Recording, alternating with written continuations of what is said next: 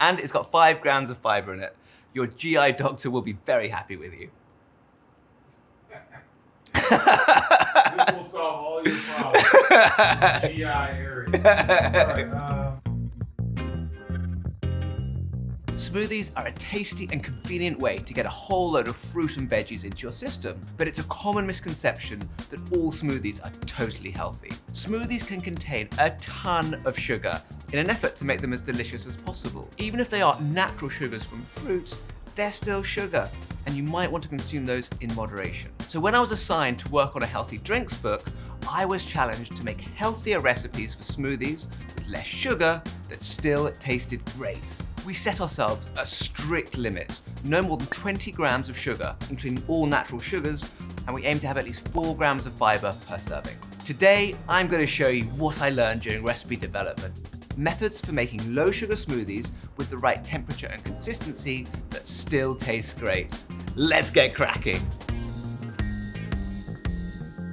A good smoothie is not just a bunch of random ingredients thrown into a blender. A good smoothie should have a homogeneous texture with no fibrous or pulpy bits. It should be cold and pleasantly thick. During testing, we identified the 6 universal laws of smoothies. Number 1, start with a flavor base. Now this will form the bulk of your smoothie. It'll probably be fresh or frozen fruits or veggies. Number 2, build more flavor. For sweetness and acidity, you can add some fruit juice. You could also add seed or nut butters for some savory richness. Number 3, keep it cold. You always want something frozen. Now, this is normally frozen produce, but you could also add ice. Number 4, use a natural emulsifier. Something like a banana will give you a thick and creamy consistency. Number 5, boost your smoothie.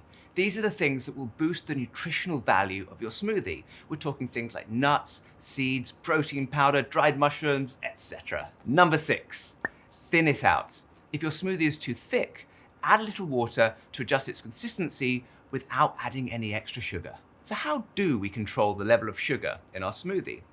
Let's take a look at our simple fruit smoothie recipe. The first step is being strategic with your choice of fruit.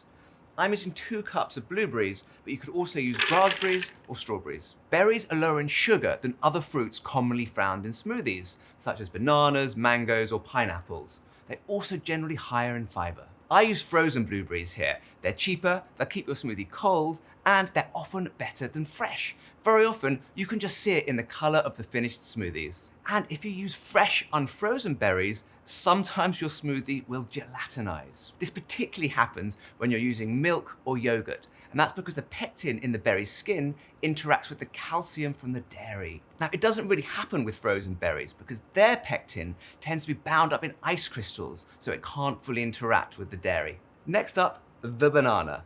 Now, bananas have a lot of sugar in them, so why are we using it in our healthy smoothie? We tested making this smoothie without the banana, and it blended up lumpy, more like a pulpy juice. All of our smoothie recipes make 2 1.5 cup smoothies. So we're gonna add half a banana per smoothie. So that's a whole banana in total. Most traditional smoothie recipes would probably use a whole banana per serving. So instead, we're gonna replace one of those bananas with 3/4 cup of plain yogurt. The yogurt's gonna contribute less sugar, but still give us that full, rich, creamy mouthfeel. And it also adds protein, which will make you feel fuller for longer. We need to thin this out so the smoothie will blend properly. I'm adding 3/4 cup of water. A lot of recipes would add fruit juice here, but this is plenty sweet enough. It doesn't need that additional sugar. Now we're gonna blend it up. I'm gonna blend this on low for 10 seconds before slowly increasing it to high till it's very smooth, which will take about 1 minute. Let's taste our smoothie. Oh, it looks so smooth. You get that beautiful glossiness from that banana. It smells so good. Oh, it's got just that right texture. The first thing you get is that creaminess, and you really taste the blueberries. You know this is a blueberry smoothie. This is so fully flavored, and it's only got 19 grams of sugar compared to 40 or 50 grams for other common berry smoothies. And it's got 5 grams of fiber in it. So we tackled low sugar fruit smoothies, and we saw why you need to use frozen blueberries to get that luscious, smooth texture. But what about hardcore veggie smoothies? Let's take a look how to get the ideal smoothie texture in a recipe that's packed with fiber-filled vegetables. The Super Green Smoothie.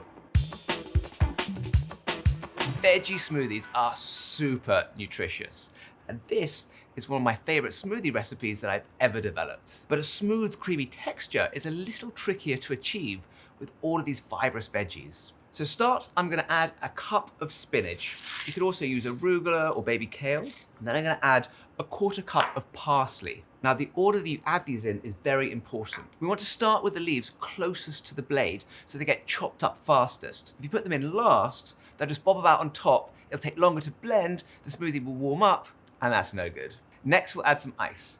It'll keep the drink nice and cold and contribute to that really satisfying texture. I'm gonna add 4 ounces of cucumber. So I've cut these into 2-inch pieces. Cutting your food into small pieces is much better for a smoothie because it'll circulate much more easily within the drink, which means you'll spend less time scraping down the sides. Next, we'll add 1 cup of broccoli florets. They add a lot of fiber. You could also use cauliflower, zucchini, even frozen broccoli. For our smoothie to be a smoothie, it needs to be smooth. So we need to add an emulsifier. Last time, we added a banana, but broccoli and banana doesn't have a great ring to it. During testing, we found that using half an avocado gave us that same creamy consistency that a banana or a mango would have in a fruit smoothie. I tried this without the avocado during testing, and it was not great. Not emulsified, not creamy, kind of like the berry smoothie without the banana. So when in doubt, use some avocado to add body and richness to your green smoothies. And the fats in the avocado make the fat-soluble vitamins in the veggies that much more readily available. Now for a nutrition boost. A lot of people like to boost their smoothies using healthy add-ins like flax seeds or whey protein, and these are entirely optional.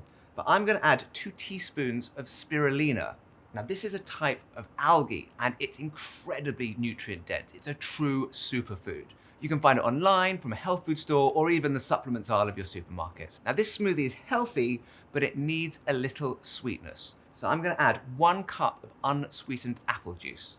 Now this will add about 12 grams of sugar per serving. It's important to add all of these ingredients in order. So remember our goals from earlier: smooth, chilled, and mildly aerated. You don't need a super fancy blender to make a good smoothie. It all comes down to blender technique. We want the smoothies to blend as quickly as possible so the friction generated by the blades doesn't warm up the smoothie too much. We want to create a vortex, kind of like a mini whirlpool, so that the solids will get sucked into the blades, they'll circulate around, and they get drawn in again and again.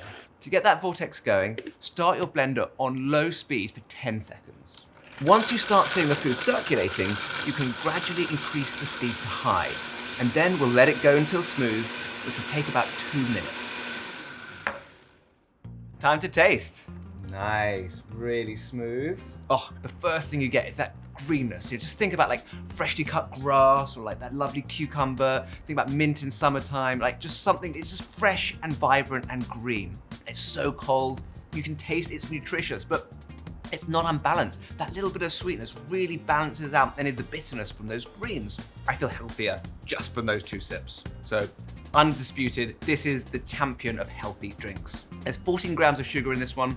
There's 5 grams of fiber. It's incredibly healthy and very delicious. This is the easiest way to get your 5 veggies done by breakfast. So if you're still asking, do I really need a recipe and a technique to make a smoothie? The answer is yes, you absolutely do. So remember our 6 laws of smoothies: flavor base, flavor builders, temperature, emulsifiers, boosters, and thinning. Using this blueprint, you'll be able to dream up endless healthy smoothie possibilities. We actually developed 28 smoothie recipes for our healthy drinks book. Here are 2 of my other favorite recipes: the orange creamsicle and the tahina chino. To make the orange creamsicle, add 1 cup of ice for our frozen component, 1 peeled and quartered orange, and 1 shredded carrot make up our flavor base. 1 banana and 3/4 cup of yogurt will be our emulsifier. Half a teaspoon of vanilla will be the flavor modifier, and we'll thin with a 1/4 cup of water. Fruity, vanilla-y, really well balanced, like a healthy orange creamsicle. That's what it is. For the tahina chino smoothie, add 1 cup of ice to a blender, 1 banana for our emulsifier, 2 tablespoons of tahini and 1 tablespoon of instant espresso powder for our base, 1 tablespoon of honey, half a teaspoon of vanilla, and a pinch of salt for our flavor modifiers, and then 1 cup of milk, plant-based or regular, and 1 cup of water will thin it out. This tastes like a really beautifully thickened iced coffee with some extra subtleties to it. The vanilla, the honey, the sesame really comes together to a lovely whole, really tempers the bitterness from the coffee. It's a great drink. It's that easy to make healthy, delicious smoothies at home. All the smoothies we talked about today have less than 20 grams of natural sugar and at least 4 grams of fiber per serving. And they taste fantastic. I hope you give each one of them a try. What's your go-to smoothie recipe? Let me know in the comments below. Hit the like button, subscribe, and I'll see you later.